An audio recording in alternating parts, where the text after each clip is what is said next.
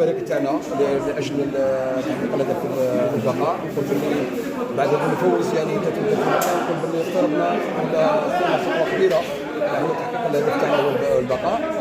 بالنسبه للمقابله بطبيعه الحال ما كانتش مقابله سهله، لان كان امامنا يعني نجم مقرا حتى هو معني بالبقاء. نقول باللي بذل كل جهد، يعني كاينه يعني مشاكل كبيره في اللقاء، يعني خاصه الشوط الاول. حاولنا يعني الشوط الثاني شفنا تحسن طفيف في الفريق تاعنا، ولكن بدون جدوى، يعني رغم ما كاش فرص اللي اتاحت يعني فرصتين. والحمد لله يعني كما نقول لك جاب الهدف عن طريق ضربه ثابته. نقول باللي نشكر اللاعبين على المجهودات اللي بذلوها، رغم اللي كان ضغط كبير علينا، خاصه المقابله نعرفوها بلي كانت مقابله مصيريه، ولو باقي المقابلات، ولكن كل مقابله تبقى يعني مقابلات صعيبه، سواء لعبوا مع الفرق اللي تلعب من اجل البقاء او من اجل الصعود. اظن ان المباراه كانت يعني متعادله نوعا ما.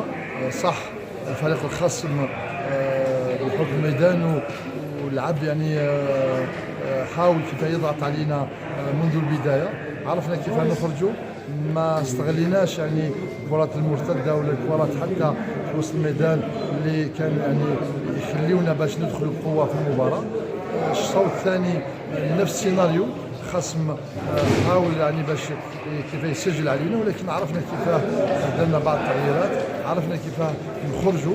ضيعنا حوالي 3 كرات اللي كانت يعني اقرب للتهديف، وحتى يعني كرات ثابته ما استغليناهمش على الجهتين.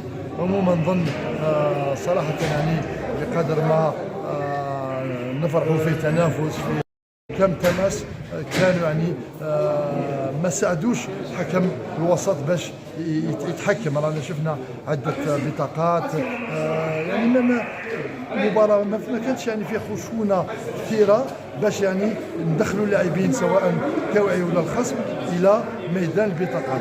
فاظن صراحه يعني مره اخرى ما اعيب على هذه المباراه، ولكن عموما نقول يعني كنا قادرين نمشيو بالتعادل، ولكن شاءت الظروف.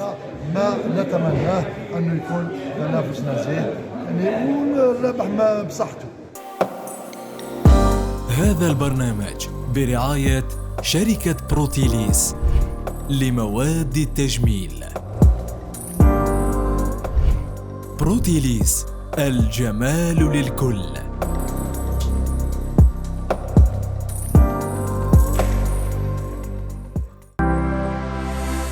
زاير تيوب، أول قناة إلكترونية في الجزائر.